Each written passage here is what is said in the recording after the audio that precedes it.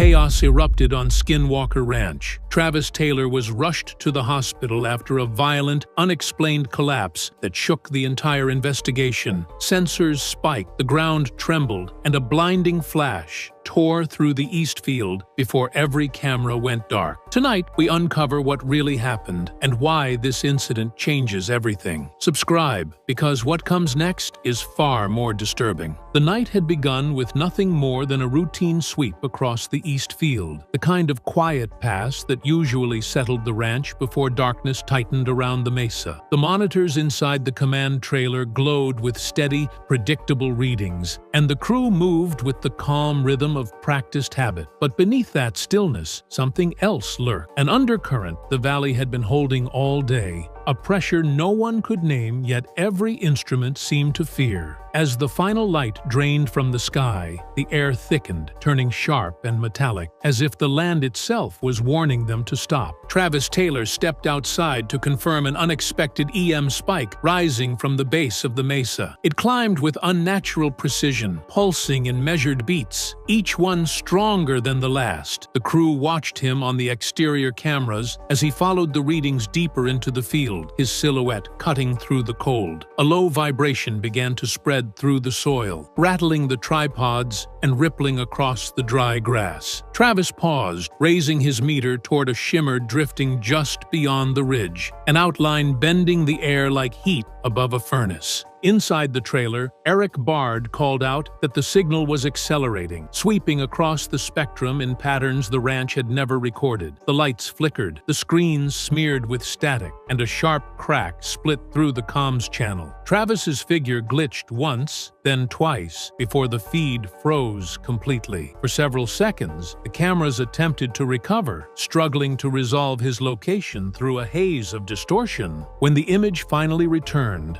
the field was empty. Travis was gone, erased from the frame as if the night had swallowed him whole. The team tore through the corrupted footage, isolating whatever fragments survived the blackout. Most files were unreadable, cracked open by static, warped by a distortion that crawled through every pixel. But one sequence remained intact, long enough to reveal the final seconds before Travis vanished. The clip opened with the east field drenched in pale moonlight, the grass trembling as if stirred by an unseen wind. Travis moved toward a wavering distortion hovering several feet above the ground, its edges rippling in tight concentric rings. The air around it bent sharply, folding the horizon into a warped mirage that pulsed in perfect interval. Thermal imaging painted the anomaly in deep shades of blue and black, colder than anything naturally occurring on the ranch. Each pulse spread outward in a slow, deliberate rhythm, like a heartbeat echoing through the earth. Travis raised his instrument toward it, and for a moment, the distortion expanded, blooming outward like a translucent shell, before snapping violently back into a tight sphere. The sound on the recording fractured into metallic shrieks, the kind produced when reality itself is dragged across a jagged edge. Eric Bard froze the frame at the exact moment the anomaly flared. A single flash erupted, violent, silent, unnatural, bursting into a lattice of geometric patterns that flickered across the screen for less than a fraction of a second. The shape resembled a dome folding inward, collapsing into itself with predatory speed. Travis staggered, his outline breaking apart into stuttering fragments as the distortion swallowed the space around him. Then the footage collapsed entirely. The screen went white, then black, then erupted into streams of corrupted symbols that crawled across the monitors like living code. When the image finally returned, Travis was no longer in the frame. Instead, something else lingered, an afterimage shaped like a vertical arc of light, suspended above the ground, humming with the faintest trace of motion. And as the team stared at it in stunned silence, the arc flickered once, as if something inside it was trying to step through. The moment the feed collapsed, the crew sprinted into the night, their boots hammering across the frozen ground as the last echoes of the flash bled into the darkness. The east field was unnervingly still, drained of sound, as if the entire valley had stopped breathing. Then they saw him, Travis Taylor, lying face down in the dirt, his body jerking in violent, uncontrolled spasms. The soil beneath him vibrated in rhythmic tremors, each pulse syncing with the residual EM spikes, screaming across their handheld meters. Whatever he had encountered had not simply struck him, it had passed through him. Eric Bard dropped to his knees first, shouting for help as he grabbed Travis by the shoulders. The moment he touched him, Eric recoiled. Travis's skin was ice cold, colder than the night air, cold enough to burn. His eyes were half open, pupils blown wide, darting across a field of visions only he could see. With every convulsion, his limbs scraped across the ground, leaving shallow trenches in the dirt, as if he were being pulled from every direction at once. Radiation alarms clipped to their belts crackled to life, screaming warnings into the air. Levels surged past safe limits, climbing higher with each passing second. The crew dragged Travis backward, desperate to pull him away from the epicenter, but the ground shuddered beneath them, rippling like muscle under strain. A low hum swelled through the field, deep, mechanical, sentient, vibrating through bone more than air. Travis's chest seized, and a thin wheeze escaped his lips, barely audible over the rising resonance. Then, for an instant, he stilled. Every tremor, every spike, every alarm went silent. His mouth opened slightly, as if gathering breath from somewhere distant, somewhere unseen. The crew leaned closer, waiting for any sign of lucidity, any whisper of recognition. What came out instead was a faint, ragged murmur. Just 2 words, fragmented by pain, strained through clenched teeth. It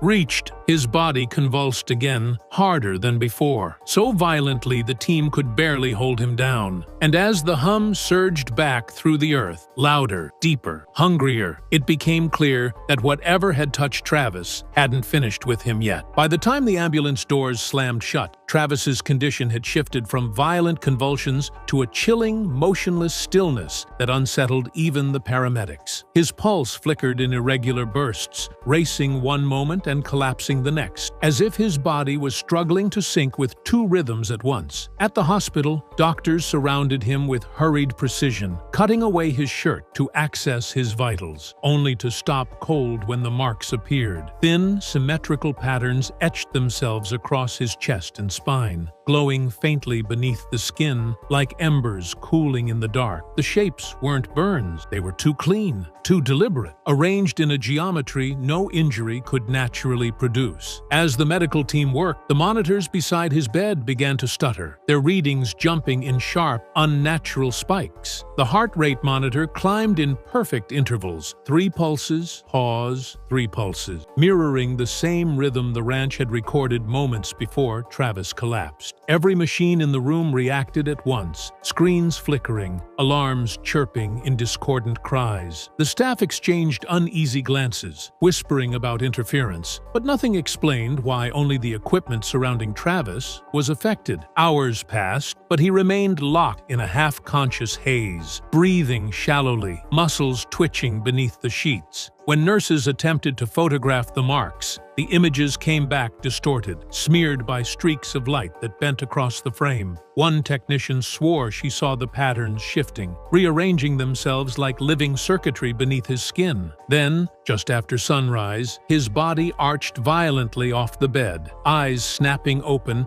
as every monitor flatlined for a single, deafening second. His lips parted, trembling as if some unseen force had pushed a message through him. And when the sound finally escaped, it wasn't a cry of pain. It was the same low, pulsing hum echoing from deep beneath the mesa. Back at the ranch, Brandon Fugal ordered an immediate lockdown, sealing off the east field before the first rays of morning light reached the mesa. The crew moved with a tense urgency, their faces drained and hollow from the night's chaos. Every instrument touched by the anomaly was quarantined inside the command trailer, cameras with melted connectors, spectrometers frozen mid reading, and hard drives that pulsed with corrupted data like infected organs. Eric Bard isolated the equipment tied to the EM spike, only to find circuitry warped into twisted spirals, as if some invisible force had folded the components from the inside out. Nothing behaved like machinery anymore. It behaved like residue from an encounter no one was prepared to name. As Eric traced the power surge backward, he found something even stranger. Several devices had activated themselves during the blackout, recording footage no one had triggered, capturing angles the cameras weren't pointed toward. Frames flickered with shapes suspended in darkness, curved arcs of light, drifting orbs, and thin figures standing still against the mesa's ridge. Each appeared for less than a second before dissolving into static, but the impressions lingered like afterimages burned onto the mind. A security guard patrolling the northern fence reported seeing an orange glow rising above the mesa just minutes after Travis was evacuated. The light hovered motionless, swelling and contracting in slow pulses, casting unnatural shadows that crawled across the stone. When he attempted to radio the team, the transmission dissolved into sharp, metallic screeches that sent him stumbling backward in panic. He later admitted the sound felt less like interference and more like something trying to speak through the static. Inside the trailer, the lights dimmed without warning.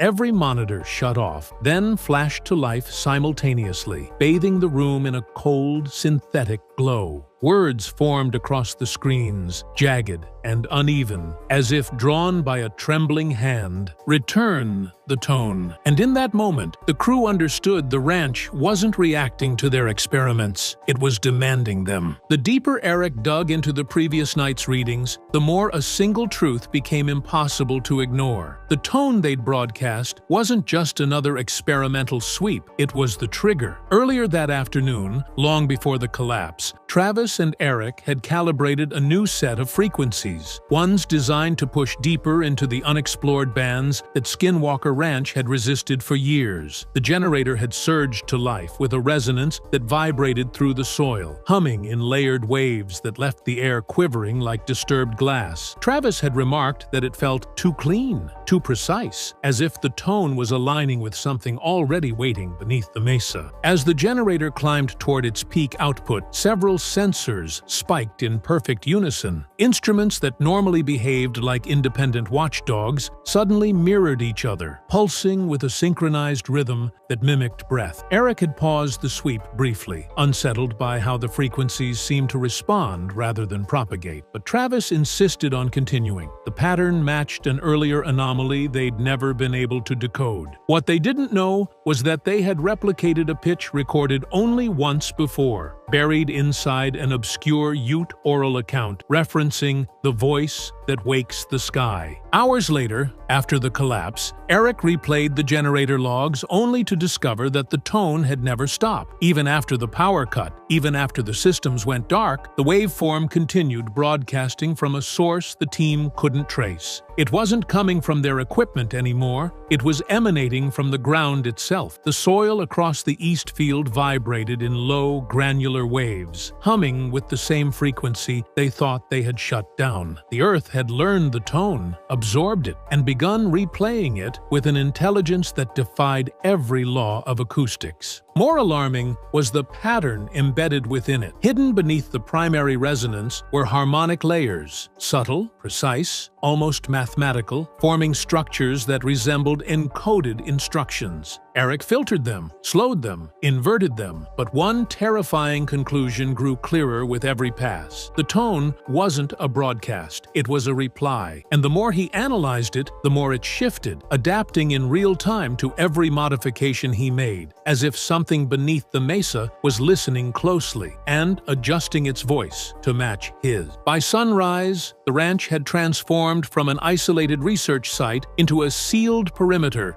buzzing with quiet authority. Without warning, a convoy of unmarked black vehicles rolled through the front gate, their engines idling with a low, predatory rumble. Men in dark jackets stepped out with disciplined precision, carrying cases marked only with coded labels and radiation insignias. No introductions, no explanations, just a terse directive to Brandon Fugal. All experiments were to cease immediately. Their presence was not a suggestion. It was an intervention. Inside the command trailer, the air tightened as the new arrivals examined the damaged equipment piece by piece. They spoke in clipped technical bursts, referencing classifications the ranch team had never heard. One specialist studied the melted circuitry of the tone generator and muttered that the distortion pattern did not conform to known environmental stressors. Another scanned the corrupted hard drives and frowned at data signatures that appeared to regenerate even while disconnected from power. Twice, they asked Eric to explain how the devices had continued recording without batteries. Twice, he had no answer. The unmarked team moved next to the external sensor array, reviewing the moment Travis collapsed. They replayed the final frame repeatedly, the vertical arc of light suspended above the soil, flickering with an internal motion too complex to be an artifact. One agent requested the raw thermal files, and when he saw the geometry of the anomaly, its symmetrical pulse, its cold, deliberate structure, he drew a slow breath and whispered to his partner, "We've seen this formation before?" He refused to elaborate. Outside, near the fence line, another pair of operatives examined the patch of ground where Travis had fallen. They swept handheld detectors across the soil, watching the needles jitter and spike in jagged, unnatural patterns. One asked how long Travis had maintained direct proximity to the anomaly. When Brandon answered 30 to 40 seconds, the man stiffened. "That exposure level isn't survivable," he muttered, not realizing his words carried back to the team still inside the trailer. But their questions shifted from scientific to surgical. They wanted timestamps, angle logs, biometric readouts, anything that documented the exact moment the light engulfed Travis. They wanted to know what he said, what he touched, what he might have carried out of the field without realizing it. And when they learned the symmetrical marks on his chest were still pulsing in the hospital, their expressions changed from rigid professionalism to something colder, recognition. One agent pulled Brandon aside, lowering his voice to a warning barely above a whisper. "Nothing on this ranch is random. Whatever he encountered didn't just strike him, it interacted with him." He paused, eyes fixed on the mesa, like it was watching him back. Then came the question that froze Brandon in place. How long was he exposed to the entity? For nearly 12 hours, Travis drifted in a twilight state, neither conscious nor fully gone, his breathing shallow, his muscles twitching in brief, involuntary spasms. Doctors monitored him with a mixture of confusion and unease, noting how every machine near his bed behaved as if trapped inside an unseen magnetic field. Heart rate monitors pulsed in perfect triplets. IV pumps stuttered in synchronized beats. Even the overhead lights flickered in rhythmic sequences that matched the same pattern still echoing across the ranch. It was as if whatever had struck Travis had followed him into the hospital, embedding itself inside the very air around him. At 3:14 p.m., his fingers trembled. A nurse rushed to his side just as his eyelids fluttered open, revealing pupils dilated to unnatural black discs. He didn't seem to see the room. He stared through it, past it, eyes fixed on something distant and intangible. A cold shiver raced through the staff as he whispered a string of fragmented words, disjointed and strained, each syllable escaping like it was being forced through him rather than spoken by him. Light, under, stone, coordinates, below. His pulse surged into erratic bursts, and the symmetrical marks across his chest flickered faintly beneath the skin,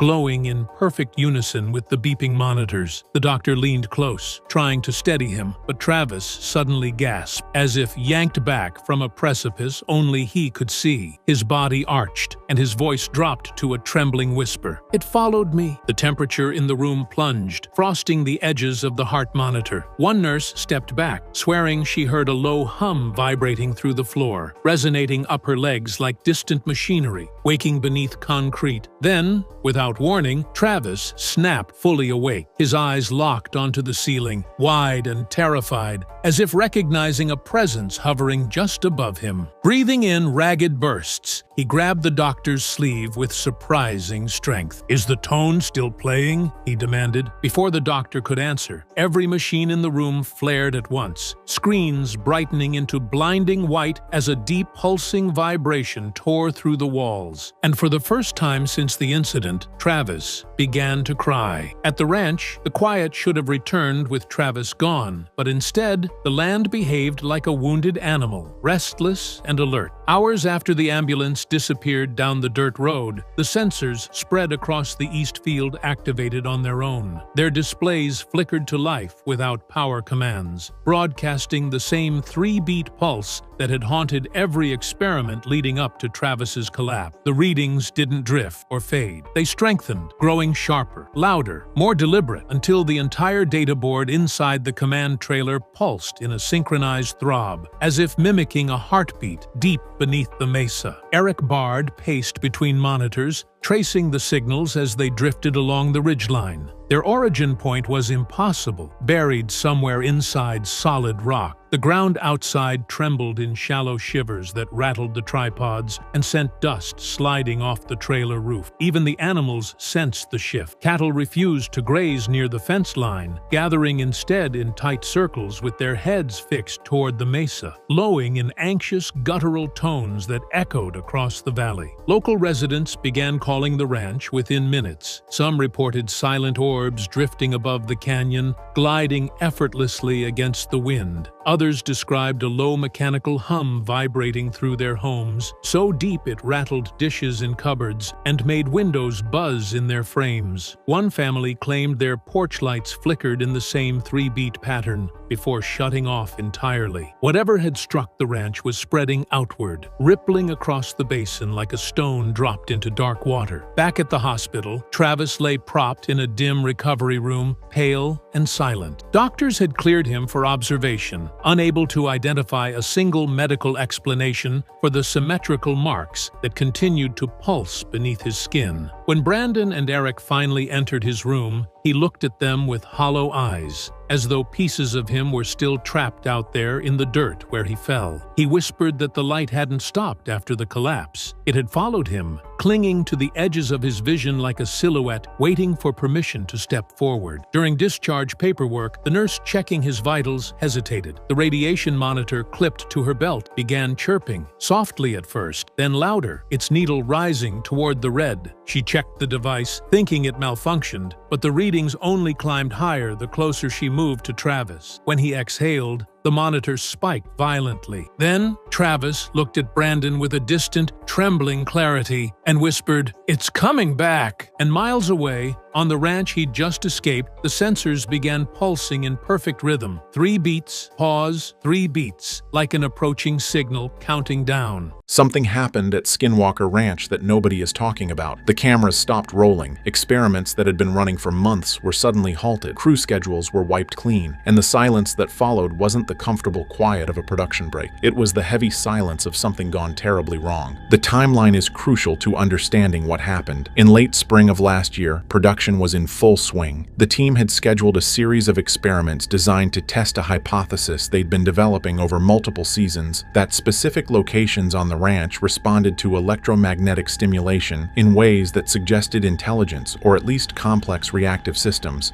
Camera crews were on site daily. Travis Taylor and the scientific team were running constant tests. Eric Bard was analyzing data streams in real time. Dragon, the ranch's security chief, was monitoring the perimeter. Everything was normal. Then, on a Tuesday afternoon in early June, everything changed. Filming stopped mid-experiment. Not paused, stopped. Equipment was powered down. The crew was sent home, and the official explanation was deliberately vague. Technical difficulties requiring assessment. But here's what made people suspicious. Production crews know the difference between a normal pause and an emergency shutdown. In normal circumstances, you finish the day's shoot, wrap equipment properly, schedule the next session. This was different. Sources close to the production describe it as abrupt. One moment cameras were rolling, the next everyone was being asked to leave immediately. Experiments that had taken weeks to set up were abandoned mid-process. The crew schedules tell the story. Up until that Tuesday, every day for the following month was blocked for filming. By Wednesday morning, those schedules were completely cleared. No explanations, no new dates, just blank calendars and a memo about indefinite postponement pending further review. People who'd worked in television production for decades said they'd never seen anything quite like it. The speed, the totality, the lack of communication. Perhaps most telling was the simultaneous silence from everyone involved. Travis Taylor, who regularly engaged with fans on social media, went quiet about ranch activities. Brandon Fugal, the ranch's owner who'd been open about experiments, stopped discussing current investigations. Crew members who used to share behind-the-scenes photos suddenly posted nothing from the ranch. It was coordinated, deliberate, the kind of silence that comes with NDAS and serious legal implications. This wasn't planned downtime. Production breaks are announced. Seasonal gaps are expected. This was something else entirely. A full stop in the middle of active investigation, leaving equipment in place and experiments unfinished. Whatever happened that Tuesday didn't just pause the show. It changed the entire trajectory of how the ranch would be investigated going forward. The experiment that preceded the shutdown was relatively routine by Skinwalker Ranch standards. The team was conducting electromagnetic testing in an area known for high strangeness,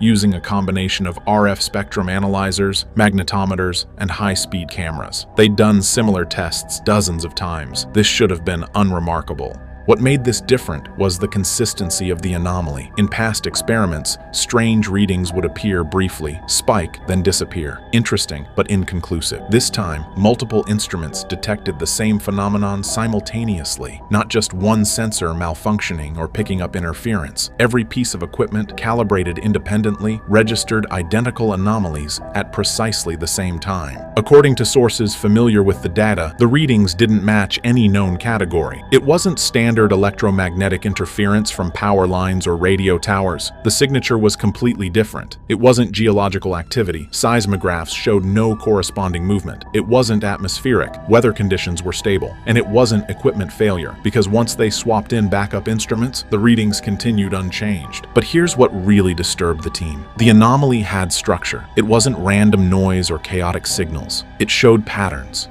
Repetition, sequences that suggested organization. One researcher, speaking anonymously, described it as looking less like natural phenomena and more like data transmission, as if something was broadcasting on frequencies they happened to be monitoring. The data was concerning because it didn't fit into comfortable categories. UAPs can be explained away as misidentified aircraft or atmospheric phenomena. Geological anomalies can be attributed to unique mineral compositions or underground structures. Electromagnetic interference can be blamed on equipment or distant sources, but data showing clear structure, perfect synchronization across multiple independent systems, and patterns that suggested intentional organization, that was something different entirely. This wasn't interesting data that would make for a compelling episode. This was concerning data that made scientists stop and reconsider whether they should be conducting these experiments at all. Because if something was responding to their tests, if something was broadcasting back, then the fundamental assumption underlying the investigation was wrong. They weren't just observing passive phenomena. They were interacting with something active. The data review session that followed the experiment revealed something that shouldn't have been possible. Conflicting readings that violated basic physics were appearing simultaneously. Instruments detecting electromagnetic fields in ranges that should have required massive power sources, yet thermal imaging showed no heat signatures. Radiation detectors registering particles that left no trace on film or digital sensors.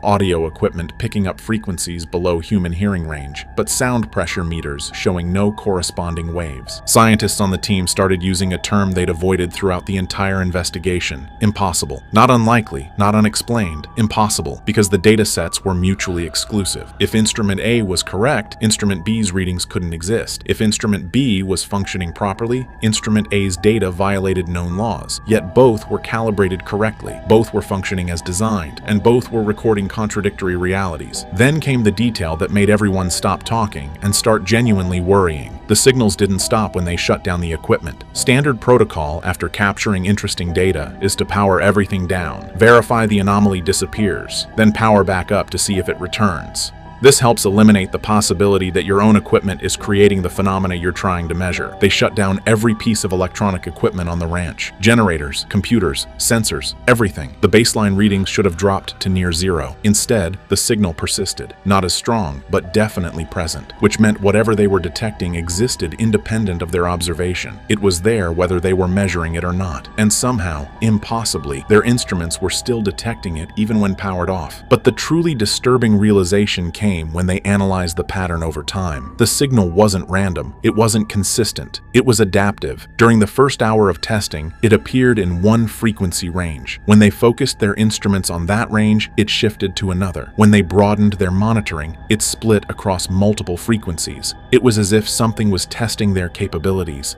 learning what they could detect, adjusting its behavior accordingly. This crossed a fundamental line in scientific investigation. You can study phenomena that don't understand they're being studied. Weather doesn't know you're measuring it. Geological formations don't care about your seismographs. But if something is responding to observation, if it's adjusting behavior based on how you're measuring it, then you're not conducting passive research anymore. You're engaged in an interaction, and interactions can go both ways. Before this experiment, safety concerns at Skinwalker Ranch focused on practical matters. Don't stand under the drilling rig. Wear protective equipment during rocket launches. Maintain safe distances from high-powered laser and RF equipment. Standard industrial safety protocols for the kind of testing they were conducting. But after this data came back, the conversation about safety changed fundamentally. Medical monitoring of team members had been routine throughout the investigation. Blood work, basic physicals, standard stuff to ensure nothing on the ranch was causing obvious health problems. But in the days following this particular experiment, several team members reported symptoms that couldn't be easily explained. Severe headaches that lasted for days, sleep disruption, vivid dreams that multiple people described in eerily similar terms, a general sense of unease that persisted even after leaving the property. One researcher described it as feeling watched, even at home, hundreds of miles from the ranch. Another reported technology malfunctions that started after the experiment. Phones dying randomly, computers crashing, electrical systems in his house behaving strangely. Were these symptoms connected to the experiment, psychosomatic responses to fear, or something else? The team couldn't say with certainty, and that uncertainty was itself concerning. Dr. Travis Taylor, who'd been advocating for increasingly aggressive testing to provoke responses, suddenly started talking about protocols and caution. Sources say he had conversations with Brandon Fugal about whether they were exposing the team to something they didn't understand and couldn't protect against. Not physical danger. You can wear protective gear and maintain safe distances. But psychological or neurological effects that might not show up on standard medical tests. The phrase that kept coming up in internal discussions was informed consent. Everyone on the team had agreed to investigate strange phenomena. They'd signed waivers acknowledging physical risks, but nobody had consented to exposure to something that might affect consciousness or cognition in ways medical science couldn't predict or treat. How do you get informed consent when neither you nor your subjects understand what you're dealing with? This was the moment when the investigation stopped being about discovery and became about exposure, about whether pushing for answers was worth potential harm to the people doing the pushing, and critically, about whether continuing to provoke responses was making things worse. Because if the phenomena could adapt, if it could respond, if it could somehow affect people even after they left the property, then every experiment wasn't just gathering data. It was escalating an interaction that nobody fully understood. Anyone who's watched the show closely over multiple seasons can see the shift. Certain locations on the ranch that were featured prominently in early episodes quietly disappeared from later investigations, not because they stopped being interesting, because they became too concerning to continue studying with cameras rolling and crew members present. One area in particular, a section near the East Field, was the focus of intense investigation in the first 2 seasons. High radiation readings, strange lights, equipment malfunctions, classic Skinwalker Ranch phenomena. Then, after a specific incident that was filmed but never aired, that zone was quietly removed from the rotation. Experiments started happening everywhere else on the property. That particular location stopped appearing in episodes. The official explanation, when fans noticed, was simple. They were exploring other areas of the ranch to get more comprehensive data. But people familiar with the production tell a different story. After the incident, a decision was made at the highest levels that this area would be monitored remotely only. No personnel on site during active phenomena, no film crews. The zone wasn't abandoned because it was uninteresting. It was cordoned off because it was too active. What makes avoidance revealing is context. Throughout the show's run, the team has deliberately put themselves in uncomfortable situations, flying helicopters in areas known for equipment failure, digging in zones with radiation concerns, conducting experiments that they knew might trigger reactions. These aren't people who scare easily or avoid risk. So when they collectively decide that a location is off limits for direct investigation, it tells you something significant happened there. Sources describe the incident that led to the decision as a near miss, not physical danger in the traditional sense. No one was injured, but something happened during filming that made everyone present extremely uncomfortable. Multiple crew members refused to return to that specific area. Insurance concerns were raised, and Brandon Fugal made the call that whatever data they might gather wasn't worth the risk to personnel. The lesson here is important. Some areas aren't off limits because they're empty or explained away. They're restricted because they're too full of activity that nobody wants to interact with up close anymore. Observation from a distance is one thing.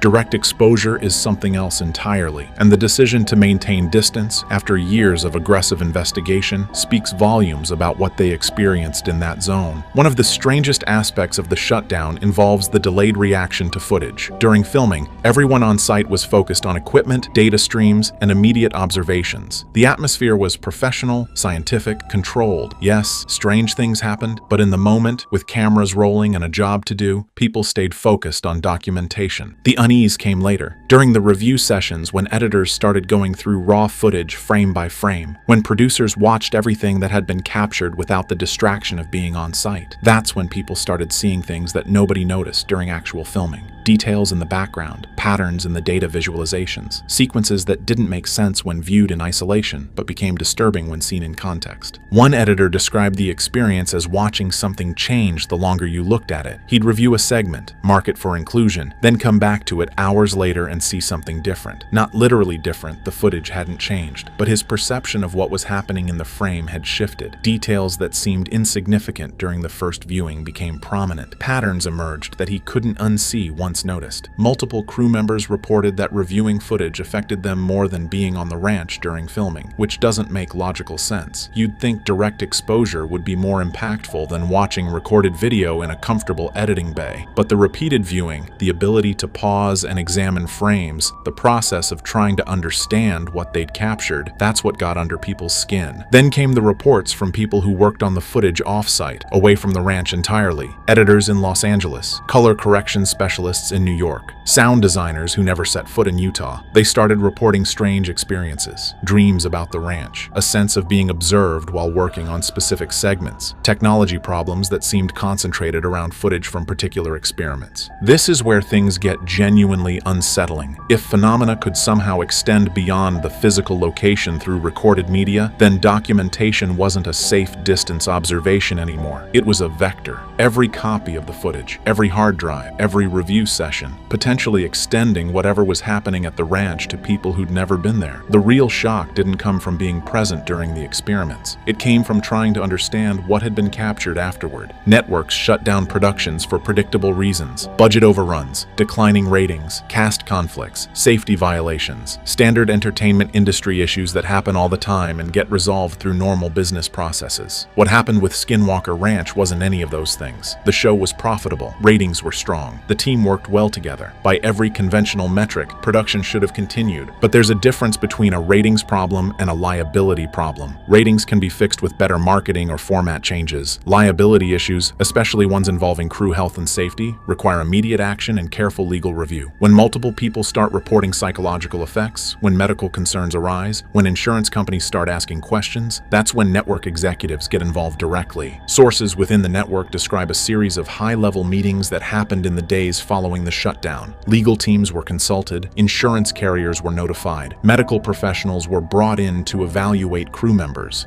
This wasn't creative executives discussing storylines. This was risk management trying to understand potential exposure and liability. The decision to pause production came from above the show's production team. Brandon Fugal owns the ranch and could have continued private investigations. The core team wanted to keep working. But when a network's corporate structure gets involved, when lawyers start reviewing what happened rather than producers, that signals a fundamental shift from entertainment concerns to legal and safety concerns. What makes this shutdown different from past controversies or production problems is the speed and completeness. Past issues with paranormal shows have led to format changes or cast replacements. This led to a full stop. No announcements about retooling, no statements about when filming might resume, just vague mentions of technical issues and ongoing assessment, the kind of corporate language that indicates serious concerns being discussed privately while public statements remain deliberately uninformative. Someone higher up decided this shouldn't continue, at least not in its current form. Whether that decision was driven by genuine concern for crew safety, fear of legal liability, or something else entirely, we may never know. But the fact that it happened, that a successful show with strong ratings was shut down mid-season without clear explanation, tells you everything about how seriously this situation was taken at the highest corporate levels. Every reality show captures far more footage than ever makes it to air. For every hour of television, you might shoot 30 or 40 hours of raw material. Most of what gets cut is boring. Equipment setup, failed takes, conversations that don't advance the narrative. But sometimes footage gets cut for other reasons. Because it doesn't fit the show's format, because it raises questions the producers can't answer, because it's too ambiguous to include but too clear to completely dismiss. Skinwalker Ranch has an archive of footage that was never meant to be aired, experiments that produced results too strange to contextualize in a television format, moments where equipment behaved in ways that suggested either massive technical failure or phenomena beyond current explanation, crew reactions that were too genuine, too unsettled to fit the show's somewhat measured scientific tone. One particular piece of footage, described by multiple sources but never publicly released, shows an experiment where everything went wrong at once. Multiple equipment failures, data streams contradicting each other in real time, and in the background, something visible on thermal cameras that shouldn't have been there. Not a person, not an animal, something that registered heat in patterns that didn't match any known biological signature. The footage was reviewed extensively, enhanced, analyzed by multiple experts. The consensus was that it showed something real, something physical enough to register on multiple sensors, but what it showed couldn't be easily explained. It wasn't clear enough to definitively prove anything extraordinary, but it was too clear to dismiss as equipment malfunction or misidentification. It existed in the uncomfortable middle ground where debunking fails but proof remains elusive. The decision was made to keep this footage in the vault, not because it was boring or irrelevant, because silence can be a form of containment. If you can't explain something and you can't debunk it, sometimes the safest option is to not show it at all. Let people speculate about what might have been captured rather than giving them actual footage that raises more questions than it answers. This is where the shutdown becomes most interesting from a disclosure perspective. Everything that aired on the show was carefully curated to be compelling but ultimately explainable within the show's framework. Mysterious but not definitively proven. The footage that never aired, that sits in archives under legal protection and non-disclosure agreements, that might tell a very different story. Not everything is debunked by science and skepticism. Some things are simply buried because they don't fit into comfortable narratives about what's possible. The question everyone asks is whether the ranch is still active without cameras,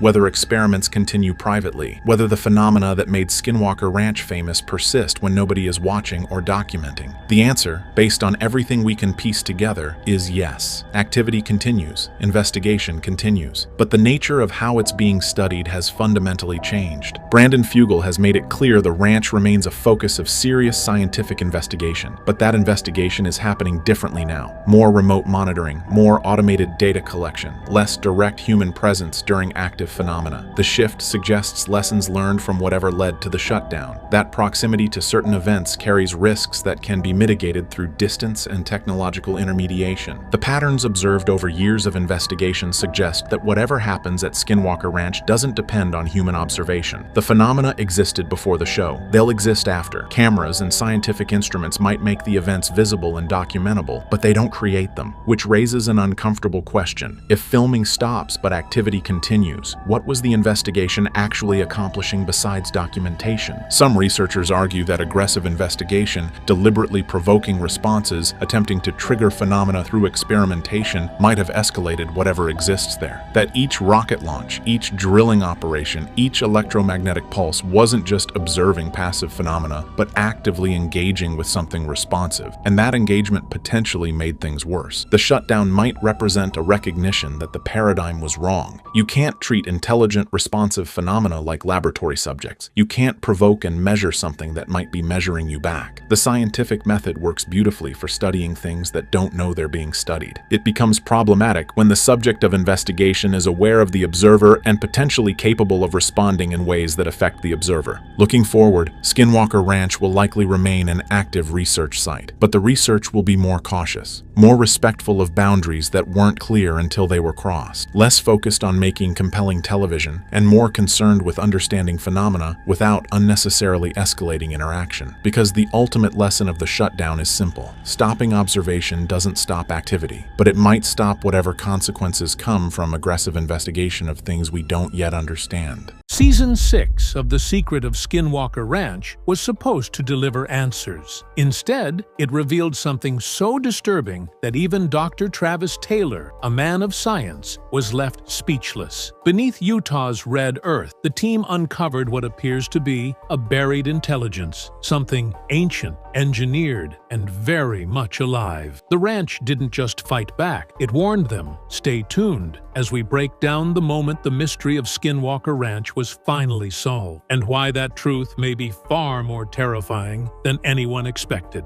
Subscribe for more unexplained discoveries and real-world mysteries. It started like any other night at Skinwalker Ranch, cold, windless, and unnervingly still. Inside the command trailer, the hum of machinery filled the silence as the Luna Group's subsurface radar swept across the mesa. On the monitors, green lines flickered, translating the invisible depths below into tangible data. But something was wrong. The readings weren't random geological noise. They were organized. Each pulse of the radar came back with the same strange pattern, equidistant lines stacked in parallel, moving toward the center of the ranch like veins feeding a single heart. Dr. Travis Taylor leaned forward, his mirrored lenses reflecting the monitors as his expression hardened. "These aren't caves," he muttered, voice barely above a whisper. "Somebody built this." The others stared at him, waiting for a laugh that never came. The air seemed to thicken, the trailer's temperature dropping several degrees in seconds. Then, without warning, every monitor in the room flashed white. The sound cut out. For a full 3 seconds, there was only silence, before the entire system rebooted itself. When the radar came back online, the pattern had changed. The tunnels they had just mapped were gone, replaced by blank readings, as though the Earth itself had erased them. "What the hell?" murmured Eric Bard, tapping the keyboard. "We didn't lose signal. It just deleted itself." Then came the vibration. A deep, bone-rattling hum rolled through the floor like a heartbeat beneath their feet. Caleb Bentz looked around nervously. "It feels like the ground knows we're watching it," he said. Travis didn't respond. He just kept staring at the screen, eyes wide. He'd spent years chasing UFOs, energy bursts, and inexplicable phenomena. But this was different. This was intelligent behavior, a defense mechanism. The lights flickered again. Static crawled across the monitors, spelling out shapes that looked almost deliberate before vanishing entirely. In that moment, every man in the trailer understood. They hadn't just discovered something buried under the mesa. They had alerted it. Whatever slept beneath Skinwalker Ranch was now awake, aware, and reacting to their intrusion. And as Travis muttered quietly to himself, "Something down there doesn't want to be found." The next morning, under the thin Utah sunlight, the Luna Group doubled down. Jeremiah Pei, the young visionary behind their advanced radar technology, wasn't ready to back off. His team rolled out a series of subsurface scanners that used frequency stacking, a method so sensitive it could detect air pockets at the atomic level. "If something's down there," he said, "we'll see it." But even his voice carried unease. The men knew the ranch had a reputation for punishing curiosity. As the new equipment powered up, the command trailer hummed like a living thing. On the screen, the Earth unfolded in layers, strata, fault lines, and voids. But this time, what emerged wasn't geological chaos. It was geometry. Beneath the mesa ran a series of perfect straight corridors, evenly spaced, each one connecting to a larger central structure. "That's not erosion," Eric Bard whispered. "That's design." The realization hit hard. Nature doesn't build in right angles. Someone, or something, had carved these lines intentionally. As Jeremiah expanded the scan radius, the voids revealed a lattice, a network converging beneath three of the ranch's most infamous hotspots: the Triangle, the East Field, and the Mesa itself. The very places where cameras malfunctioned, compasses spun wildly, and UFOs appeared without warning. Travis Taylor stepped closer to the monitor. "These tunnels," he said quietly, "they're not random.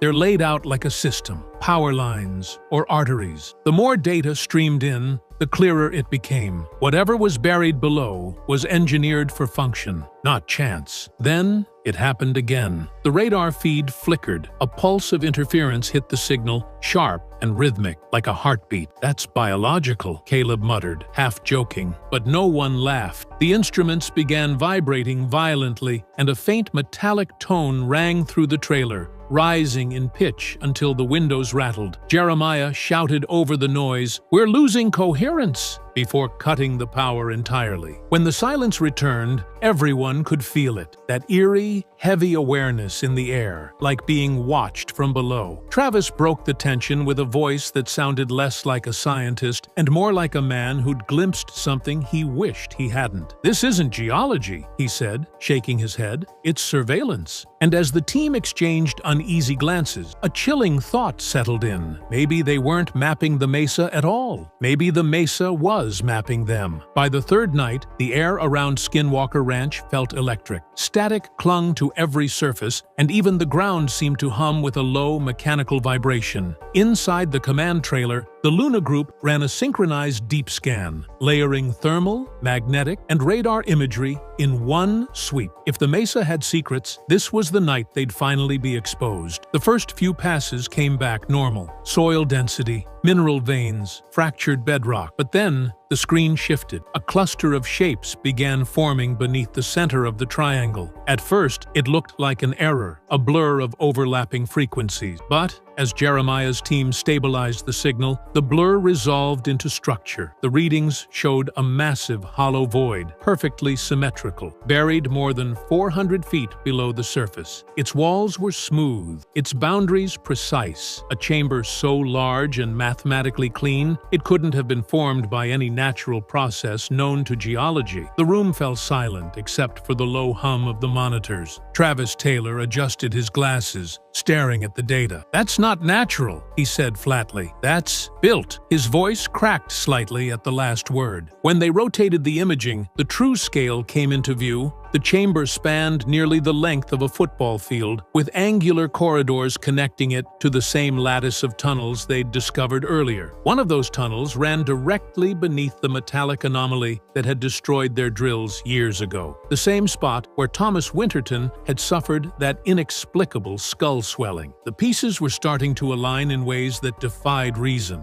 Brandon Fugal, usually calm and analytical, stepped closer to the screen, his face pale. "You're saying there's a structure," he said quietly, "a facility under my property?" Before anyone could respond, the screens flickered again. The chamber's image distorted, then pulsed with a faint blue glow, like light bouncing off metal deep underground. The equipment began to whine. Eric Bard shouted that the sensors were spiking beyond safe levels. Then, just as suddenly as it had appeared, the image was gone. The entire feed wiped clean, replaced by flat static. Travis exhaled slowly, his tone darker than before. "It's active," he said. "Whatever's down there, it's aware we found it." And as the hum faded and the monitors went black, the team realized something horrifying. This wasn't just a discovery, it was a reaction. Something deep beneath the Mesa was responding to them, like a living organism defending its own body. The next morning, Skinwalker Ranch didn't just feel hostile, it felt alive. The usual desert quiet had been replaced by a thick, heavy stillness that made every breath feel monitored. Even the wind seemed to stop at the Mesa's edge,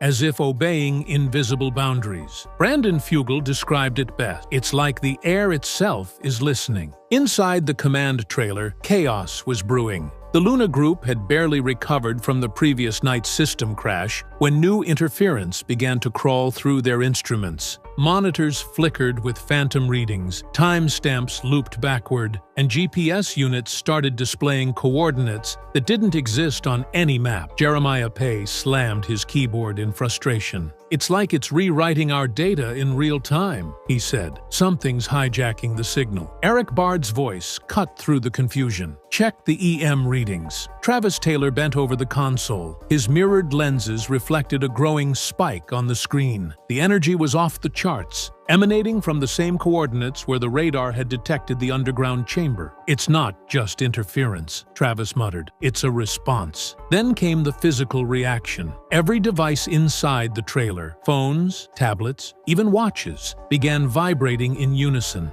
Loose metal objects hummed and trembled. A low-frequency tone filled the air, resonating through their bones. Thomas Winterton staggered, clutching his head. "It's the same pressure," he gasped. "The same one from before." Before anyone could move, the lights dimmed, and the entire trailer shuddered as if struck by an invisible wave. The temperature plunged in seconds, their breath now visible in the cold. Outside, motion sensors erupted. The monitors flashed with silhouettes, humanoid outlines pacing along the ridge, each one fading the instant a flashlight turned their way. Caleb froze. "We're being watched," he whispered. Travis didn't disagree. "No," he said, voice low and certain. "We're being warned." When power finally stabilized, every camera that had faced the mesa was dead. No footage, no signal, just static. It was as if the land itself had reached up and deleted the evidence. That night, the team realized they weren't alone on Skinwalker Ranch. Whatever intelligence was buried beneath them, or perhaps within the land itself, had drawn its line in the sand, and it was making one thing painfully clear. There would be consequences for going any deeper. By daybreak, fear had hardened into determination. Brandon Fugal wasn't ready to retreat, not after coming this far. He authorized the next phase, a full-scale DART aerial sweep, using deep atmospheric radiotomography to map what traditional radar could not. The device was mounted beneath a helicopter, designed to scan both ground and sky, to pierce whatever invisible barrier the ranch seemed to generate. The operation began under a storm-gray horizon. From the command trailer, the Luna group monitored the chopper's feed in real time. The data started smooth: electromagnetic density, moisture levels, air ionization. Then, within seconds of passing over the triangle, the feed snapped to static. Every line of data flatlined. It wasn't noise, distortion, or weather. It was absence. A void that swallowed the signal whole. The pilot's voice cracked over the radio. "I've lost my compass. Controls feel heavy. We're being pulled." The entire room went cold. On the monitors, the helicopter's lights flickered and bent, shimmering as if passing through liquid. To the naked eye, it appeared to blur in and out of existence. One moment solid, the next ghost-like, distorted by some unseen distortion in the air. "Pull back!" Travis Taylor barked, gripping the comm. The pilot tried, but the craft didn't respond immediately. Alarms blared, and the DART unit beneath the fuselage began to overheat, red lights flashing across every screen. Eric Bard shouted the temperature readings, 80 degrees Celsius and climbing, even though the helicopter was flying through freezing desert air. Then the pilot's voice came again, strained and shaking. "There's something pacing us. It's right beside us." From the ground, the team could see it, a shadow, darker than the clouds, matching the chopper's movements perfectly. It wasn't visible on infrared. It wasn't a reflection. It was following. Then, just as the helicopter cleared the ridge, the signal reappeared, clean, crisp, and perfectly normal, as if nothing had happened. The pilot landed hard, stepping out pale and trembling. "It felt like we flew through a wall," he muttered. Inside the command trailer, Travis stared at the recovered data in silence. The readings showed something beyond comprehension. A vertical column of distortion stretching straight up from the mesa into the sky. A perfect cylinder of electromagnetic interference extending miles high, like an invisible tower connecting Earth to somewhere above. He looked at Brandon and said the words no one wanted to hear. "That's not nature. That's design." Whatever was hiding beneath Skinwalker Ranch wasn't just underground. It reached into the air, surrounding them in a cage of unseen energy. The team hadn't just discovered a barrier, they'd flown straight into it. After the chaos in the air, the team made one collective decision. If the sky was off limits, they'd go underneath. Travis Taylor authorized a deep Earth probe deployment into the heart of the anomaly, near the exact coordinates where the DART system had collapsed. The device, equipped with reinforced casing and heat-resistant sensors, was designed to transmit even under electromagnetic duress. But everyone in the trailer knew the risk. The last time they drilled here, the ground had fought back. The operation began in silence. The hum of the drill was low and steady, the data stream clear. Eric Bard called out the readings as they came in. Sediment, clay, fractured rock layer, depth 120 feet. Then the feed froze for a fraction of a second before correcting itself. A flicker that sent a wave of unease through the crew. Jeremiah frowned. "That wasn't lag," he said. "It's like something down there edited the signal." At 200 feet, the data spiked. The probe's magnetometer readings climbed past safe levels, and the temperature began to surge unnaturally. 10, 15, 20 degrees above ambient in under a minute. Then, the camera feed distorted, its view twisting into a haze of static and heat bloom. Through the blur, something metallic glimmered, a smooth, curved surface embedded deep in the rock, reflecting light like liquid steel. "That's it," Travis said, leaning closer. "That's the same signature we hit years ago. The chamber, the anomaly, the buried structure that refused to be breached." He ordered the team to stop drilling, but before the signal could be cut, the probe's temperature shot up past 90 degrees Celsius. Every alarm in the trailer screamed at once. Eric lunged for the kill switch, but the feed had already gone black. Then, without warning, the ground moved. A tremor rippled through the mesa, knocking tools from tables. Outside, dust rose in thin spirals as if drawn upward by invisible pressure. The team stumbled out of the trailer just in time to see a burst of blue light erupt from the drill site, a glowing sphere, silent and perfect, hovering 6 feet off the ground. It pulsed once, twice, then shot straight into the sky, vanishing without sound. No one spoke for nearly a minute. The smell of ozone hung in the air. The instruments were fried, not damaged, but erased. Every log, every data stream, gone. Travis finally broke the silence, his voice low, heavy with understanding. "That wasn't a malfunction," he said. "That was a response. Whatever was buried beneath the mesa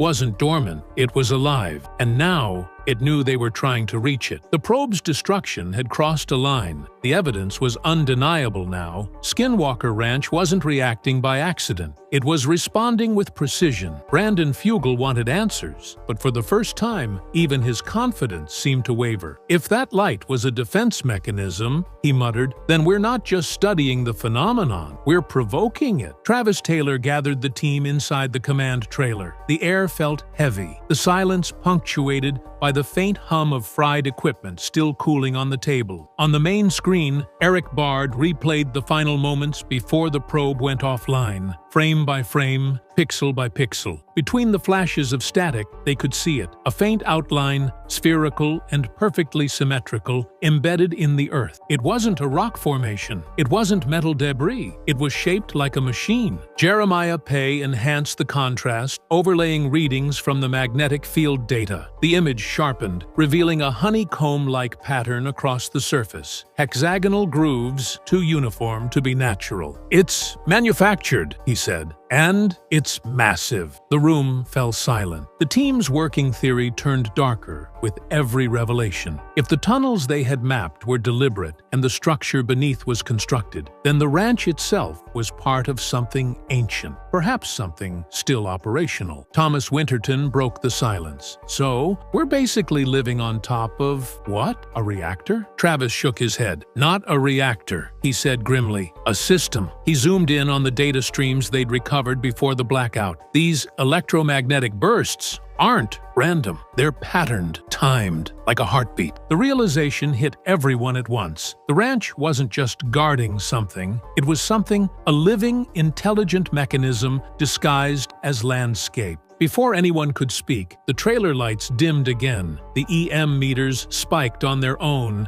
and the air thickened, vibrating with a deep resonance. Cameras outside flickered, showing static silhouettes darting between the mesas. Tall, distorted figures, humanoid, but wrong in proportion. For a moment, one paused near the fence line, head tilted, staring directly toward the trailer. Caleb whispered, "It's watching us." Travis didn't flinch. "No," he said. eyes locked on the monitors. "It's studying us, the same way we've been studying it." The thought settled like a weight over the room. Skinwalker Ranch was no longer a mystery they were trying to solve. It was a sentient system, ancient, engineered, and awake. And as of that night, it had finally turned its gaze back on them. By dawn, no one slept. The team had gathered under the flickering lights of the command trailer, surrounded by screens that refused to stay stable. What little data they'd salvaged painted a horrifying picture. The underground tunnels weren't random. They formed a precise geometric alignment beneath the mesa, connected by nodes that pulsed in measured intervals. The pattern mirrored something that shouldn't exist underground. A constellation. When mapped out, it aligned perfectly with the stars of Orion's belt. Eric Bard stared at the projection, his voice trembling. "This isn't construction. It's calibration." Travis adjusted his glasses, eyes fixed on the pulsating lines. "You're saying it's astronomical?" he asked. "No," Eric replied. "I'm saying it's a machine synchronized to the sky." The realization sent chills through the room. The tunnels, the energy pulses, the electromagnetic storms, they were all part of a larger mechanism. A mechanism that connected the Earth to the stars above, like an ancient relay still active after centuries. The blue orbs, the radiation spikes, the interference, none of it was random. It was all a byproduct of something operating beneath them. Then came the final confirmation. When the Luna Group's satellite data synced with the ranch's local readings, the resulting overlay revealed something impossible. The energy signature of the mesa rose in vertical columns, creating a funnel-shaped distortion reaching high into the stratosphere. The ranch wasn't just a hotspot, it was a gateway. Travis Taylor broke the silence. "Every time we dig, every time we scan, it reacts because we're triggering it. It's not passive, it's protecting something." Brandon leaned forward, his tone grave. "Protecting what, exactly?" Travis didn't look away from the monitors. "Maybe not what? Maybe where?" The words landed like thunder. The team wasn't investigating a mystery. They were trespassing on a boundary between worlds. As the sun set over the red horizon,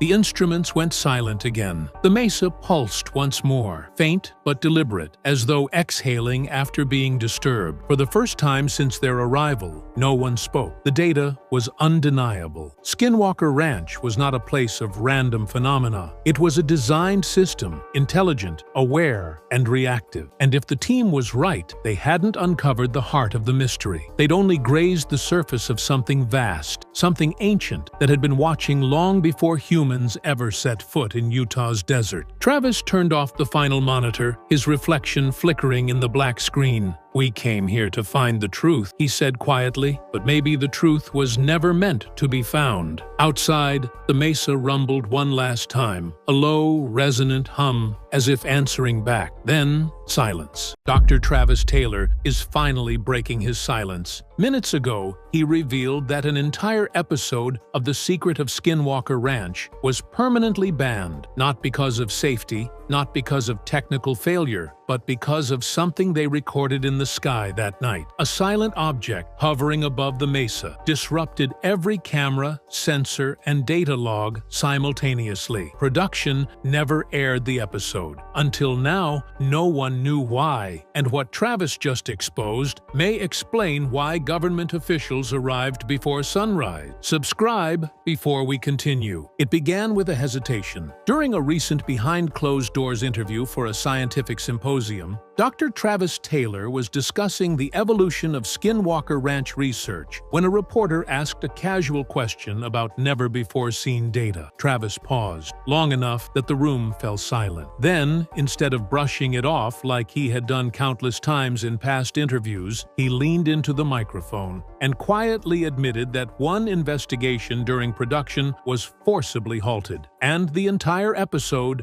was banned from ever airing. According to Travis, Travis. It was not due to safety errors, lost footage, or team disputes, but because of what appeared in the sky. Until that moment, no one in the public was supposed to know it even existed. He explained that filming took place late into the night on a routine weather monitoring test. At 1:43 a.m., sensors picked up a sudden magnetic spike above the mesa. Travis noted it as a probable equipment glitch. 30 seconds later, the spike doubled. Crew members described feeling a subtle vibration in the ground beneath their feet, as though something unseen had shifted above them. The atmosphere changed, silent, heavy, like static before lightning. But the sky was clear. As cameras turned upward, a dark shape emerged just beyond the thin cloud layer. No light, no sound, no heat signature consistent with aircraft. Travis says it moved with intentional stillness, remaining suspended, as if physically anchored to the airspace. Moments later, every camera pointed at the object froze. The feed didn't go black. It locked, timestamp running, image unchanged. Within minutes, drones dropped, equipment rebooted, all recorded files from that hour corrupted completely. Production notified network executives by satellite phone. By sunrise, an order had come in: do not mention it again. And for the first time, Travis Taylor just did.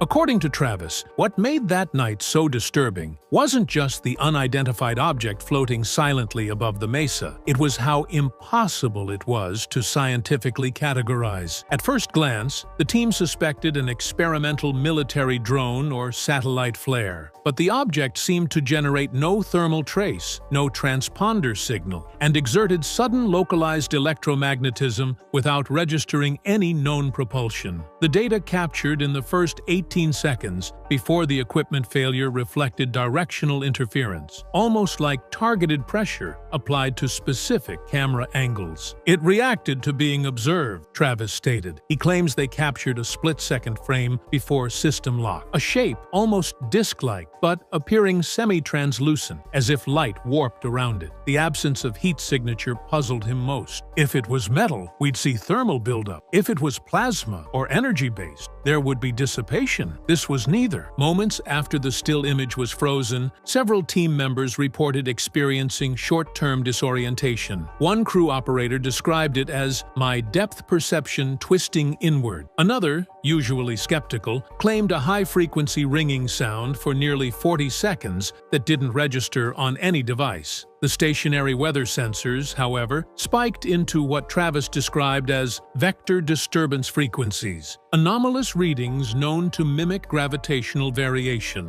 What terrified them wasn't that something was there. It was that whatever it was knew they were watching it. Instead of retreating or accelerating like objects have been seen doing before, it held its position mid-air, as if absorbing data from them. Electricity in the generator surged, cameras glitched in rotation. Communication lines went from normal to scrambled audio, momentarily transmitting reversed speech across the team's comms. At 1:46 a.m., without any visible movement, the object vanished. Not darting away, just gone. Sensors instantly flatlined, and that's when they realized the night had just begun unraveling. Seconds after the object blinked out of existence, every live feed on their central monitor wall flipped from tracking sky angles to pointing directly at the team. No one touched the control. According to Travis, it looked as though someone, or something, had remotely overridden the camera matrix. Each camera, positioned across multiple acres and locked on fixed survey patterns, simultaneously shifted inward to center on the men and women in the command trailer. It was watching them back. The tech team scrambled. Systems were manually rebooted, cables were physically pulled, backup batteries were disengaged, yet the feeds remained active. Our equipment wasn't online, yet it was still broadcasting, Travis recalled. It was like the entire system had a memory of us,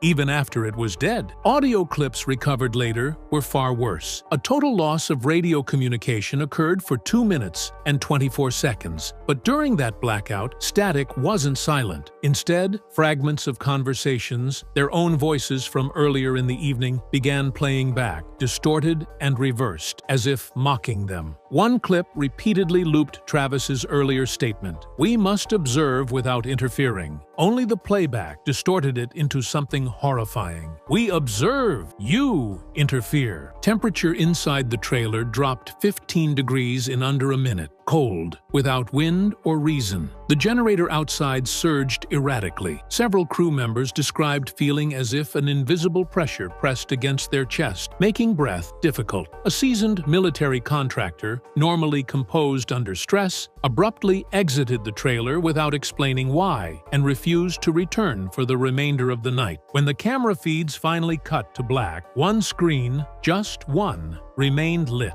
It showed an infrared silhouette standing approximately 40 yards from the trailer, not moving, no heat output, just an outline of a figure-shaped void. Travis stepped outside to confirm visually. There was nothing there, yet inside, the image stayed on screen until all power died. That was the moment he realized this wasn't just technology failing, it was being controlled. After the camera feeds cut to black and the silhouette vanished from the infrared monitor, the team retreated from the trailer, rattled but trying to regain control. Travis, always the scientific anchor, ordered a full reset of the command center. Backup power was initiated using portable generators, and 3 researchers attempted to re-establish baseline communications with the off-site monitoring facility. What happened next pushed the team from shaken to deeply disturbed. At precisely 2:13 a.m., while rebooting the external tracking system, the FLIR, forward-looking infrared, unit atop the ridge locked onto a moving target without user command. Startled, the tech team watched the object return at low altitude, traveling at a speed estimated between 400 and 600 miles per hour. Even more unnerving than its velocity was its flight pattern. It wasn't moving through the air. It appeared to phase or skip across the sky, leaving no thermal trail except during brief microbursts when it sharply altered direction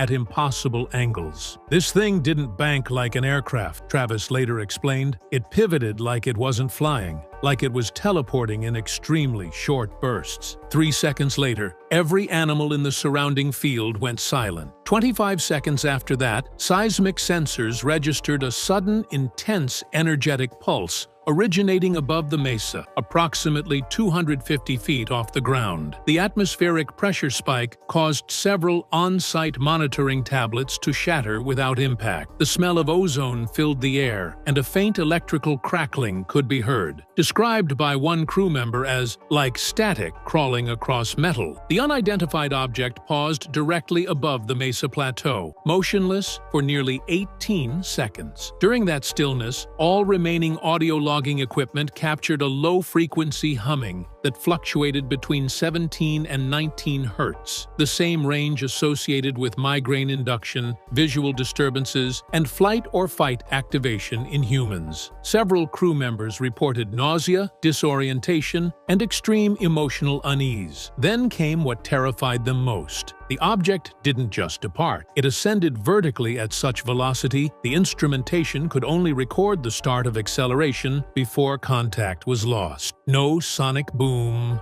no visible displacement of air. It simply vanished. Moments later, the primary system console, which had remained offline since the blackout, powered back on by itself. A single message appeared across all screens. "Not yours to see." No one in the command center typed it. That was the moment Travis Taylor realized this was no longer observation. They were part of the experiment, and the question none of them could shake was, how long had it been watching them first? The mesa went dark again after the message appeared on the monitors, but the team wasn't done processing what they just witnessed when another wave hit. This time not visual, but electrical. Travis ordered the remaining equipment to be shut down. He wanted controlled silence, no interference. Yet, even with power cut off at the breaker box, handheld EMF meters began spiking higher than any reading previously recorded on the ranch. The spikes weren't random, they were patterned. 1 meter flashed at 2.4 milligauss, then 4.8, then 9.6, ascending in a perfect doubling sequence as though mapped to a binary progression. Travis, shocked, muttered, "That's not natural. Something's counting." Before the crew could respond, the EMF readings jumped past measurable thresholds. The instruments overloaded and went silent. Immediately after that silence, every smartphone in the command area, powered off and with batteries removed, vibrated simultaneously. When they checked the screens, each displayed the same thing: a timestamp of 2:13:18. The exact second the object paused above the mesa before its vertical departure. They hadn't taken their phones outside. They hadn't stood beneath the object. It had marked them from afar. As the EMF wave continued radiating outward, crew members reported a strange static sensation along their arms, as though hair follicles were being tugged. One historian on site began speaking incoherently, referencing dates from 1776, 1947, and 2023 in rapid succession, none of which connected coherently. Another researcher suddenly vomited without showing any symptoms moments prior. Several described the sensation of pressure inside their ears, as though they'd entered a deep underwater descent. The most unsettling response came from a former military intelligence officer assigned to observe the ranch operations. He froze in place, eyes unfocused, and whispered, "It's testing our reactions. It's seeing how far it can push." When asked what it was, he blinked, regained awareness, and claimed no memory of speaking. Travis later theorized that the surge wasn't merely energy, it was directional stimulus, something probing both physiology and cognition. Minutes after the wave dissipated, a geologist monitoring subterranean channels reported a sudden pressure flux beneath the mesa, the same pattern observed before past anomalies involving cattle decompressions and light beam anomalies. The implication chilled Travis more than anything else that night. Whatever was above wasn't just affecting electronics, it was probing the people, testing what the human threshold was, and the energy signatures indicated one alarming truth: that whatever they encountered was not leaving. It was repositioning, waiting, or worse, preparing for the next escalation. Following the EMF surge, the research team was advised to suspend investigation and evacuate until conditions stabilized. Travis, however, insisted they review all data before leaving the property. "If we walk now without understanding what just happened," he said, "we may never get another chance." It would be a decision that many on the crew later regretted. At approximately 3:07 a.m., they attempted one final sweep of the mesa access point. 3 team members, including Travis, stepped outside the command trailer with handheld detection gear and radiation counters. Temperatures were stable. EMF was no longer spiking. But the moment they passed beyond the floodlight's perimeter, their radios crackled. Not with static, but with their own voices from earlier that day. One transmission repeated a phrase that Travis had uttered during routine setup hours earlier: "If tonight is quiet, we look deeper." Except the playback warped it. "If they're quiet tonight, we go deeper." The distinction hit hard. As they neared the mesa's shadow line, the ridge monitoring unit, completely disconnected since the blackout, activated on its own. A deep, bass-like vibration rolled under their feet. The sensation was similar to standing next to a freight train passing under the ground. The radiation counter jumped from normal levels to nearly 30 microsieverts in under 5 seconds, forcing them to halt. One operator began bleeding lightly from his nose. Then, the environment shifted. Wind began blowing from the wrong direction, inward, toward the mesa, even though weather records confirmed still air that night. Dust, leaves, and dry brush gravitated towards a point near a rock shelf. It was like the land itself was exhaling towards something unseen. Travis shouted for retreat, but the ground suddenly rumbled, a shallow quake without any seismographic alerts off-site. Then the floodlights went out, all of them. Every single light source, even battery lanterns and infrared beams, extinguished instantly, as if swallowed rather than shut off. One team member screamed in the darkness, not out of pain, but panic. He reported seeing movement beside him, a humanoid outline walking parallel, matching his pace without producing sound. Others felt a sudden gravitational pull toward the mesa, as though their center of mass was temporarily manipulated. Travis, barely able to see, issued the command to abort and fall back to the trailer. The entire retreat happened in silence. No footsteps heard except their own. No wind, only pressure. When they reached the threshold of the command center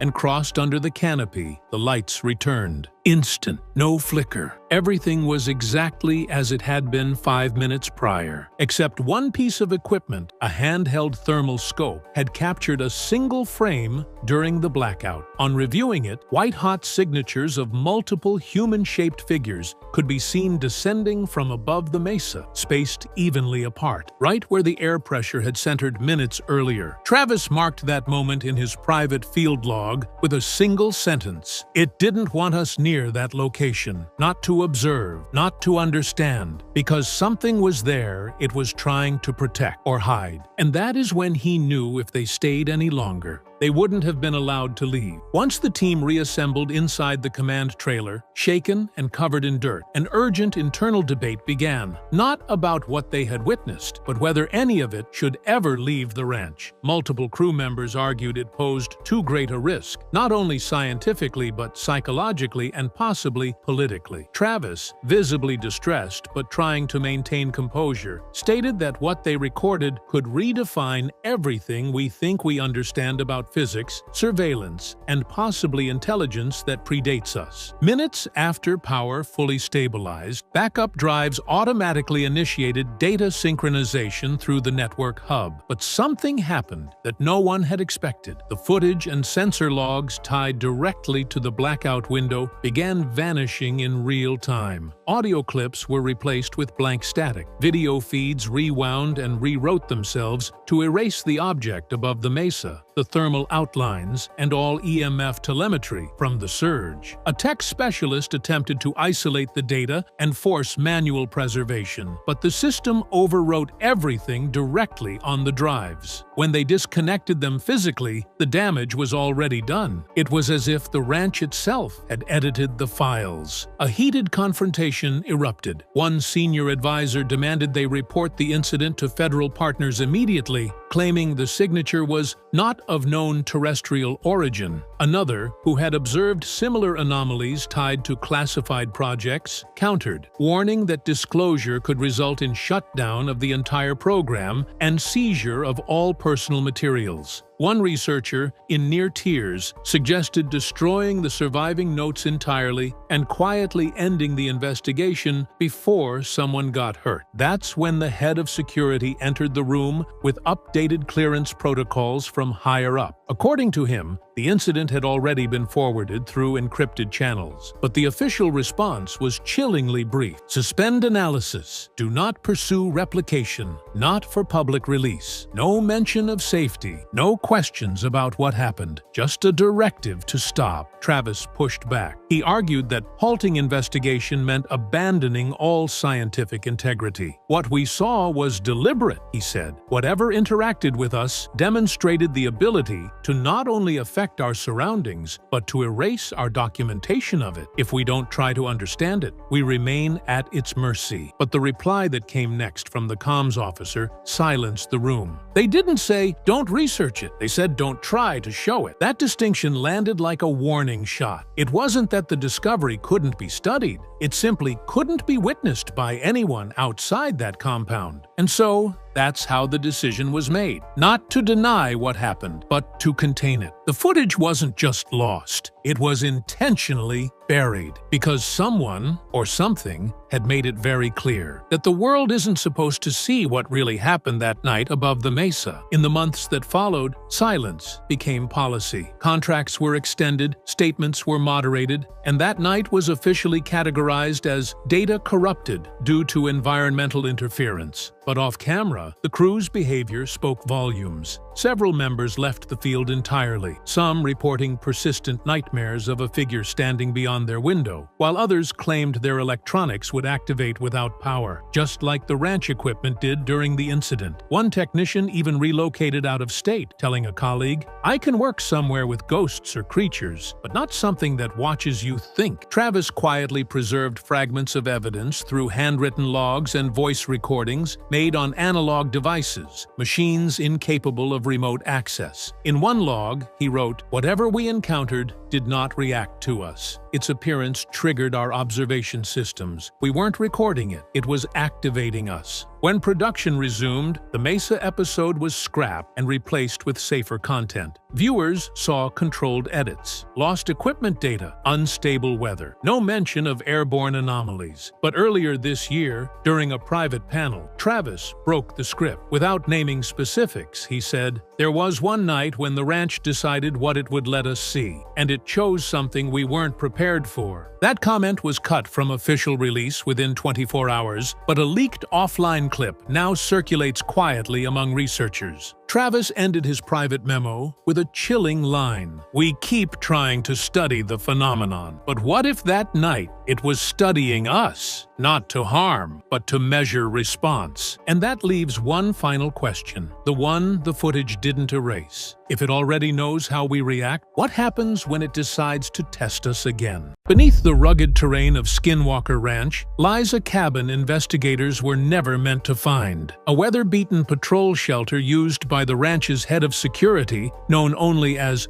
Dragon, has now been exposed as far more than a rest stop. What began as a routine patrol post unraveled into a classified containment chamber tied to decades-old psychological studies. What they dug up forced internal security to seal the site, possibly forever. Tonight, we uncover the truth hidden beneath the floorboards and why Dragon may have never been the guard. He was the test subject. Long before anyone on the current research team even knew it existed, the patrol cabin now associated with Dragon sat half-buried in silence at the farthest edge of Skinwalker Ranch. From a distance, it looked harmless, a faded structure with weather-beaten boards, a sagging corrugated roof, and a door that creaked in the wind like any forgotten storage shed meant for emergency supplies or feed sacks. Most new arrivals barely glanced at it. A building like that makes sense on a ranch often battered by storms. It blended in like a scar that time simply stopped noticing. But the silence surrounding it was louder than the wind that rattled its walls. The first sign something was off didn't come from inside, but from above. Years later, when aerial mapping was done for site monitoring, analysts noticed the cabin didn't appear on any historical construction record. No listing, no permits, no maintenance logs, nothing in prior land development files matched its presence. It was as if it wasn't supposed to be there. At first, staff assumed it had been added during the previous ownership transition. But when deeper archives were pulled, government land surveys from decades before showed that exact spot marked as Restricted Research Point, even before Skinwalker Ranch became public. Meaning, the cabin wasn't built where it made sense. It was built where something was already waiting. Satellite scans then revealed a second anomaly. The building's coordinates fell within a classified sensor monitoring zone, one that hadn't been disclosed during acquisition. Yet, no external power lines connected to it, no communications relay, nothing that explained why the site was flagged. Internal employees later admitted they ignored it at first because some locations on the ranch are better left undocumented. But that changed the day Dragon was assigned there, not to protect what was inside, but to unknowingly interact with it. Because someone, somewhere, already knew that the cabin was never meant to serve people. It was meant to study them. When investigators finally entered the cabin with full structural clearance, their first observation was confusion. Ranch buildings are typically assembled with utility in mind. Straight beams, salvaged lumber, visible nails.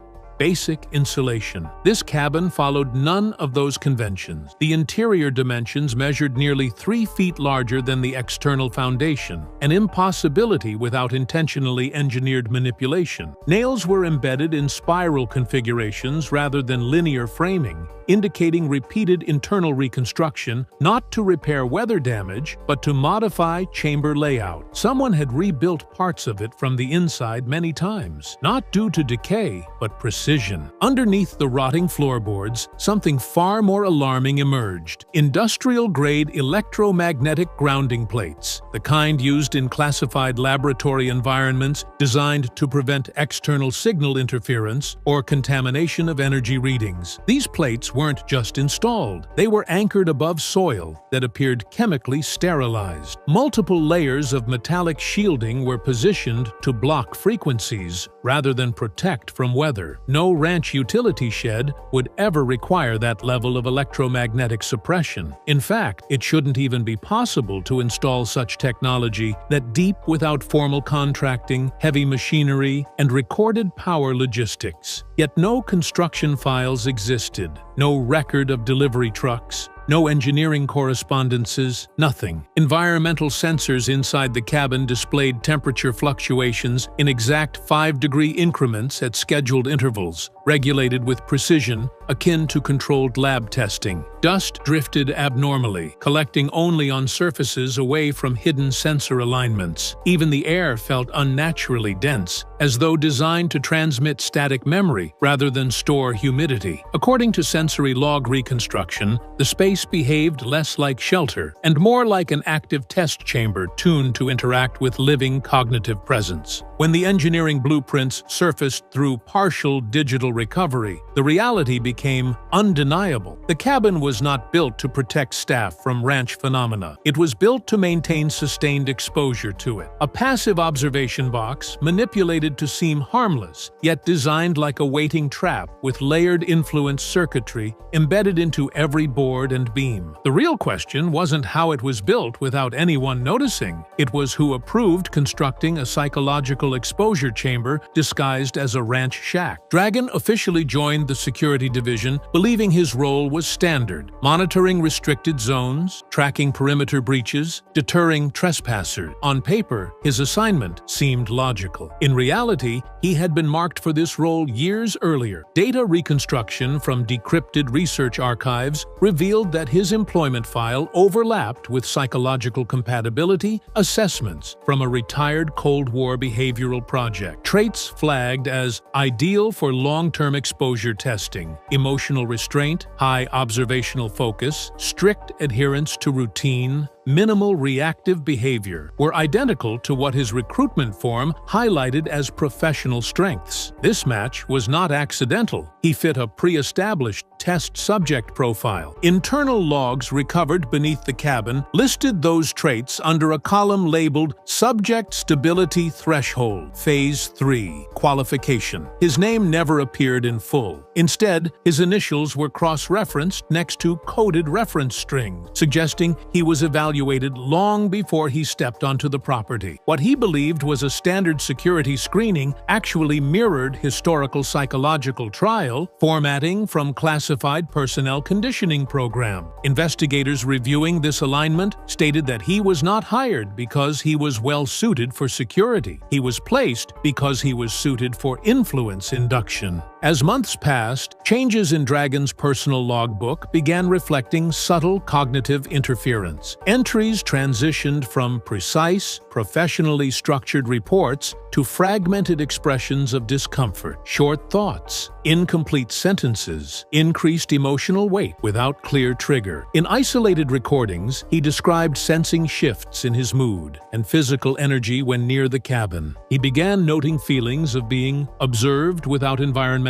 stimuli, unsure whether the pressure came from the land or something within his mind. His handwriting became uneven in extended shifts, aligning with what earlier documents classified as optimal affective disorientation patterns. What makes Dragon's case uniquely tragic is that he never volunteered for any experiment. He never even knew one was occurring. When researchers finally gained system-level clearance to investigate beneath Dragon's patrol cabin, they assumed they'd uncover forgotten wiring, weather damage, or perhaps improperly stored supplies. Instead, lifting the warped floorboards revealed something that did not resemble standard construction at all. A rectangular panel sat embedded deeper than typical foundation depth, sealed with cold industrial bolts that matched no commercial ranch hardware. The bolts were consistent with those used on sealed transport cases for classified laboratory assets, designed to survive high pressure, intense heat, and electromagnetic fluctuation. The panel led to a reinforced metal compartment professionally fabricated and insulated. This was not a repair zone. It was an installation. Inside lay an evidence-style containment tray, organized with the precision of a forensic archive. Each item had been methodically placed, not casually stored. Thick, tinted evidence vials were labeled with non-standard identifiers like ANOMA, ANOMC, and Refuse Human Study. No dates, no signature field, just lettering consistent with internal cataloging codes used in discontinued research programs marked high-risk biocontainment. Next to the vials sat a folded Kevlar pad bearing dried stains. Surface samples returned structure patterns inconsistent with human or registered wildlife blood. Machine analysis flagged the material as unclassified biological origin. Bone fragments were also found, smooth, unnaturally dense, chemically resistant, and slightly luminous under infrared spectrum scanning. The size was too small for any known large fauna, yet density scan suggested impact resistance beyond normal evolutionary design. The final layer contained a microfilm envelope labeled Echo Gateway Failure Report. Its contents detailed electromagnetic exposure testing, cognitive response analytics, and radiation pattern tracking. The last page read, Subject destabilized, threshold exceeded, terminate field sequence. When researchers found Dragon's personal logbook buried deep inside his patrol bag, they expected routine entries, weather updates, ranch security checks, gate scan. What they uncovered instead was the slow unraveling of a man who believed he was simply guarding property, unaware he was the one being studied. Early pages appeared normal: neat handwriting, precise notes on trail status, and motion sensor activation times. But midway through the journal, the tone shifted. Sentences grew shorter, words broke apart, handwriting slanted unevenly as if written with a shaking hand. And then, the timestamps began contradicting themselves. Several entries repeated the exact same minute, but described different emotional states each time. One line read, 0317, felt normal. The next, 0317, pressure behind eyes, like something pushing thoughts into place. Some timestamps were marked days into the future, others looping backwards, mirroring what was later discovered in the compromised security footage. It was as if time inside Dragon's memory didn't follow the outside world. More disturbing were the margin notes. They looked like medical-style observations, written in smaller, more controlled script, as if someone else had added them later. But forensic analysis confirmed it was Dragon's handwriting, only written while his brain was under intense stress. The notes referenced forced cognitive shifting, emotional override, recall disruption patterns. At first, investigators thought he was documenting symptoms. Later, they realized he was mirroring language found in the microfilm experiments beneath the cabin. One passage stopped the review team cold. Something watches from inside the walls, not with eyes. It waits for me to react before it does. I dream of walking away, but wake up standing in the doorway. The breakthrough came when analysts overlaid Dragon's emotional peaks, recorded in his logbook, with electrical and energy fluctuation reports from devices installed unknowingly inside the cabin wall. What the team discovered still causes silence whenever it's mentioned in internal briefing. Each time Dragon documented a spike in stress, confusion, or sudden emotional collapse, the structural monitoring systems registered sharp electromagnetic surges at the exact same timestamp, down to the second. This meant the environment was not only reacting to him, it appeared to be tracking his mental state in real time.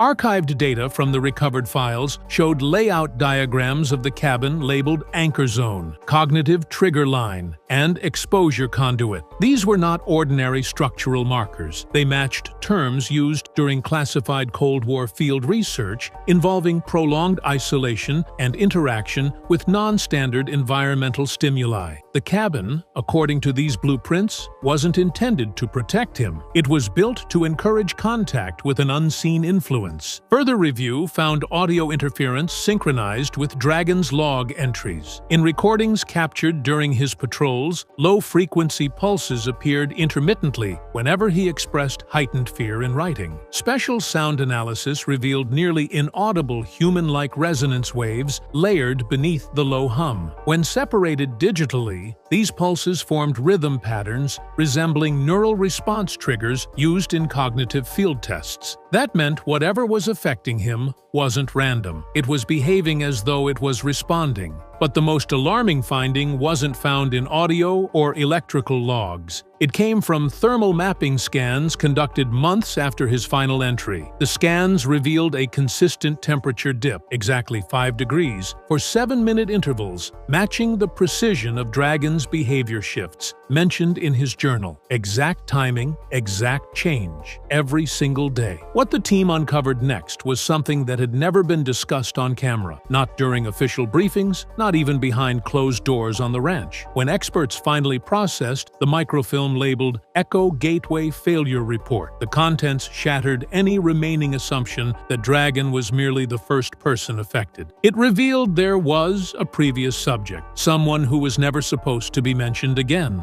The report, dated decades earlier, described an experimental phase that took place long before Skinwalker Ranch became known to the public. The subject was placed in a structure almost identical to Dragon's cabin. Same electromagnetic grid layout, same internal dimensions, same proximity to the anomaly. But unlike Dragon, that individual was not monitored openly. They were monitored remotely. And according to the final line of the failure report, contact escalation exceeded psychological tolerance threshold, resulting in systemic collapse. Nowhere did it mention a rescue attempt. Even more disturbing, temperature logs, behavioral field responses, and radiation interference patterns from that abandoned test perfectly mirrored Dragon's data nearly 40 years later. This implied that whatever force was interacting with him didn't just recognize the setup, it remembered it. It was behaving as if the experiment had restarted. Handwritten in the margin of one microfilm page were the words, "Pattern persists. Entity preference indicates continuity." That simple phrase terrified analysts. It meant what was being studied might not be reacting randomly. It was showing recognition. And then, just beneath that phrase, a final note in faded ink. Subject history must remain undisclosed. Current anchor unaware of precedent. The discovery of the envelope marked "If I don't come back" shifted the entire investigation from scientific analysis into something deeply personal and terrifying. It was not stored inside the locker, where evidence was meant to be kept. Instead, it was hidden behind a thin wooden panel near the back wall, like someone wanted it to remain secret unless things reached a point where returning was no longer an option. The message inside was short, written in Jason Dragon's own handwriting, but it read like the words of someone who no longer trusted his thoughts. He didn't speak about threats the way investigators expected. He didn't refer to a creature or a presence or even a direct danger. Instead, his message described a shift inside himself. He wrote that he began waking up in the cabin without remembering ever lying down. He felt emotional responses that did not match what he was thinking. And most chilling, he believed something was trying to learn through him. He described moments where he felt drawn back toward the cabin after leaving, like his instincts had been reprogrammed. At one point he wrote, "When my mind goes quiet, I feel it try to speak through the silence." That sentence alone broke several researchers emotionally. Next to the note was a small folded photo.